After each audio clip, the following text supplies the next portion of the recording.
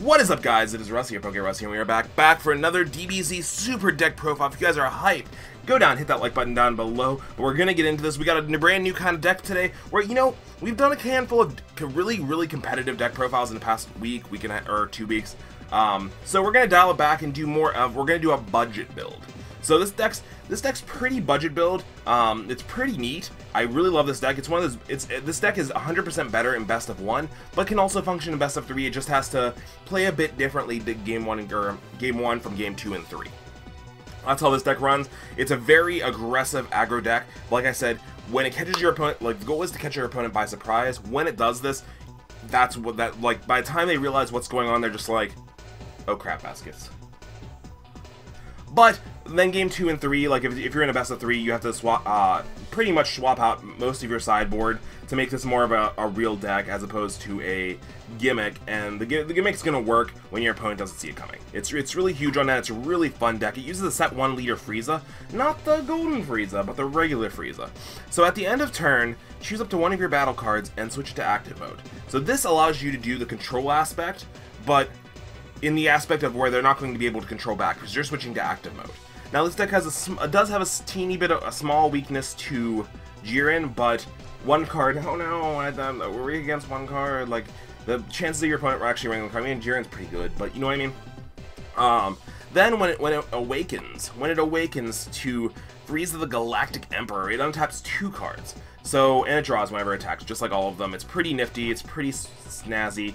It does what it does, and like I said, this is a weird control version, but it's also hyper aggro in its aspect of usually control decks right now are having a hard time in the meta and in regionals because they are taking too long to do what they need to do, and they're going to timing, doing draws and all this kind of stuff. But this deck, this deck will probably take you out pretty darn fast game 1, and it has all of game 2 to do the control setup and matches and do all that kind of stuff. You can either side in super aggro, you can go even more aggressive, like go into like, I'm not gonna say Champa-esque style, but something like that, or you can side into more of just a control aspect. So this deck has 2 ways you can go with it after the main build. So we're gonna hop right into this. This is a 3-color deck. This is I almost said light, yellow, green, red style deck. We're gonna start it off right here with the 4 Guldos.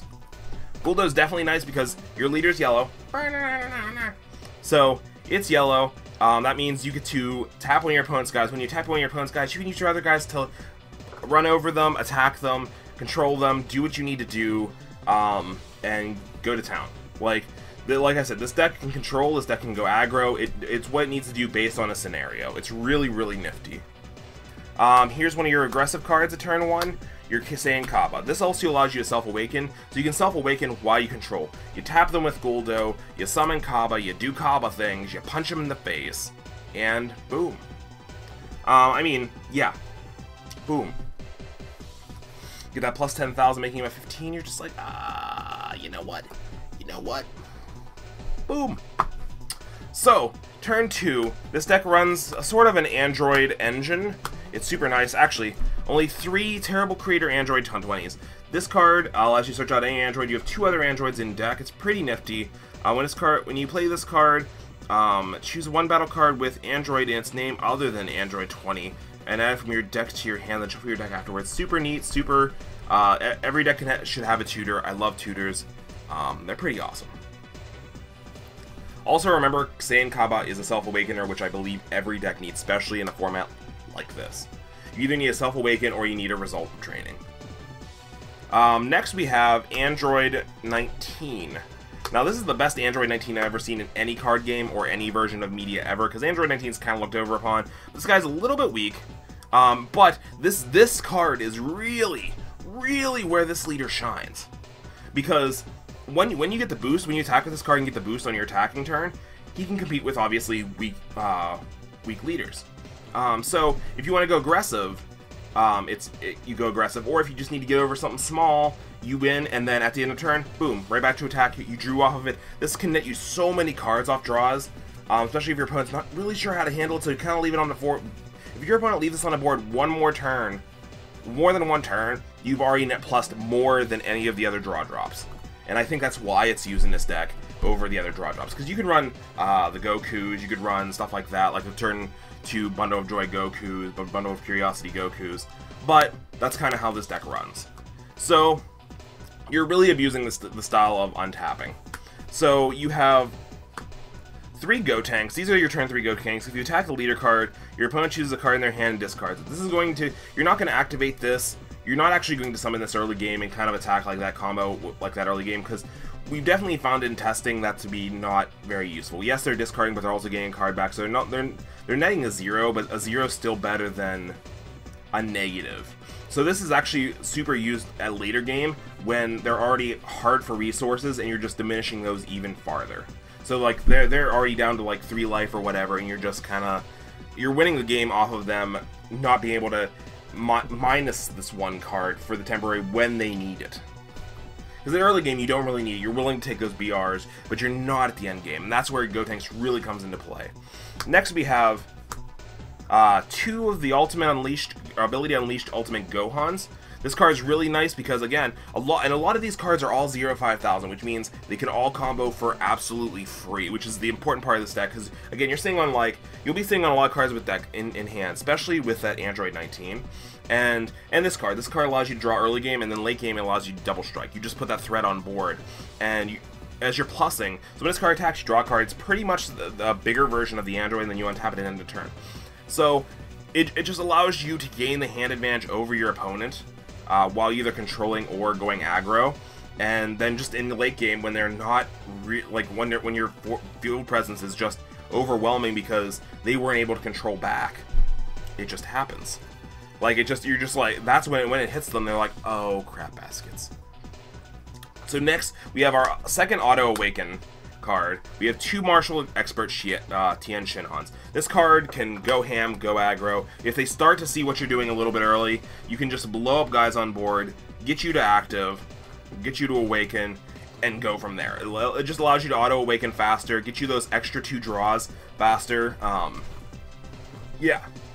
Because again, you're just wanting to get hand advantage over your opponent, because again, with all those, as long as you have them and you're rushing early enough, all of these five things are just going to boost you right over your opponent. Your opponent's just not going to know what to handle. Not going to know what to handle or how to handle.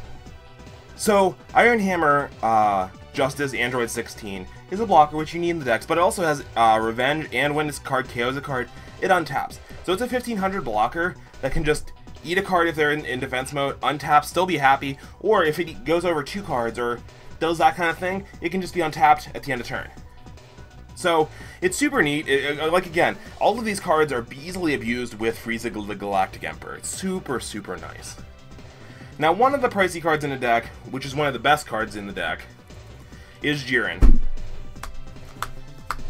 You run 4 Jiren. This card allows you to definitely control because he can attack active creatures. Again, this is literally all about, and he becomes a 30,000, so they're really not stopping the first attack unless they're stopping it with a negate. Then you're wasting a negate in hand at turn 4, and it's just super, super nifty. It's super, super nifty. And after he attacks, you can, like, if they only have 1 card, attacks, switches back to active, you're safe.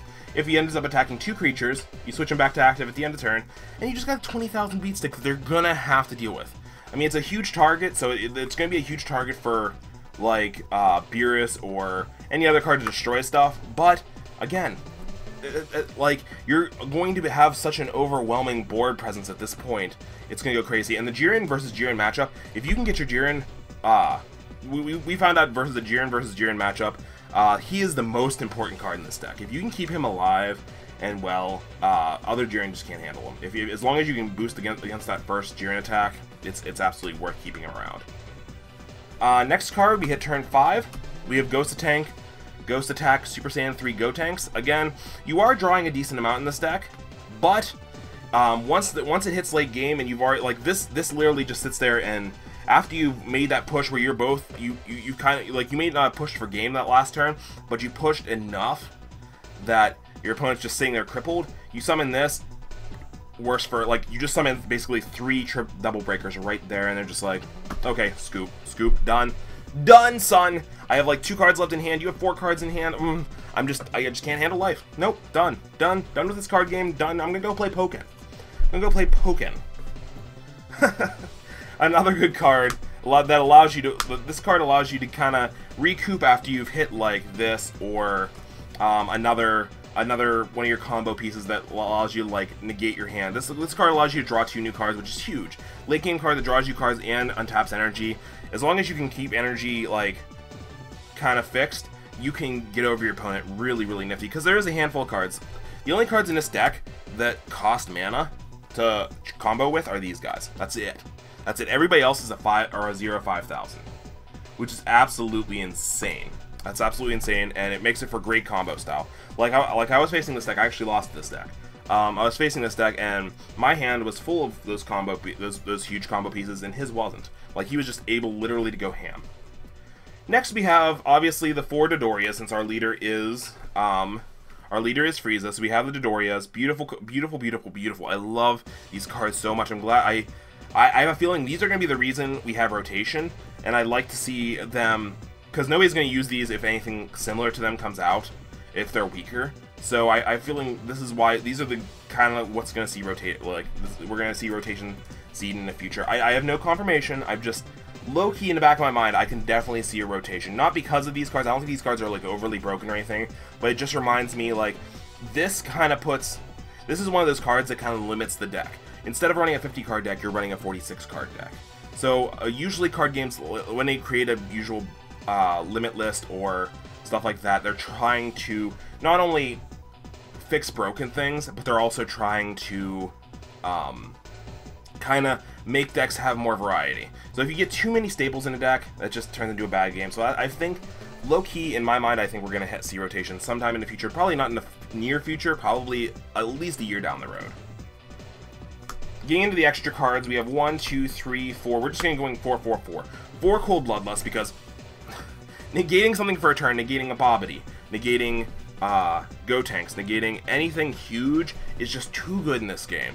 These are what wins games. These are what wins games, not your Jiren. This attacking for game didn't actually win you the game. It was your Cold Bloodlust you played 3 turns ago.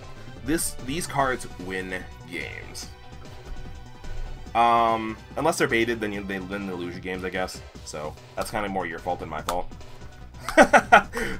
Next, we have Vados' Assistant. We're playing Vados' Assistant because yellow actually doesn't have an attack negate. It has Crusher Ball, but it doesn't have a physical attack negate. And this also switches the creature to active mode. So literally, even if you don't like, even if you're sitting on your little leader and you attack with 2 guys, you have Vados' Assistance to negate. You untap the other gun.